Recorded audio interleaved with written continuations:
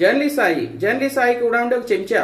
వాళ్ళిద్దరు కూర్చుని వీడియోల రూపంలో జనాల మీద వైఎస్ఆర్ కాంగ్రెస్ పార్టీ అభిప్రాయాలు రుద్దుతూ ఉంటారు. అది కూడా తటస్థ ముసుగులో.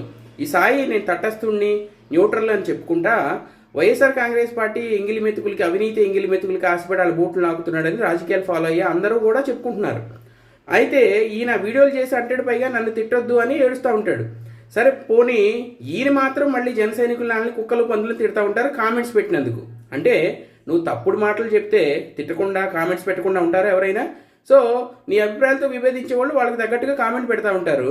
అయితే ఈ జర్నలిస్ట్ సాయి చెప్తాడు, జన సైనికులు అంటే బ్రహ్మల్లో బతుకుతున్నారంట. ఎవరో జన సైనికులు అన్నారంట, పవన్ కళ్యాణ్కి జనసేన పార్టీకి 24 సీట్లు వచ్చినాయి కదా, ఆ 24లో మెజారిటీ గెలిస్తే రేపు వైఎస్ఆర్ కాంగ్రెస్ పార్టీ టీడీపీకి కానీ ఒకవేళ 75, 80 అలా వచ్చి ఆగిపోతే పవన్ కళ్యాణే కీలకం అవుతామని చెప్పారంట. దానికి వాళ్ళు భ్రమల్లో బతుకుతున్నారంటున్నాడు.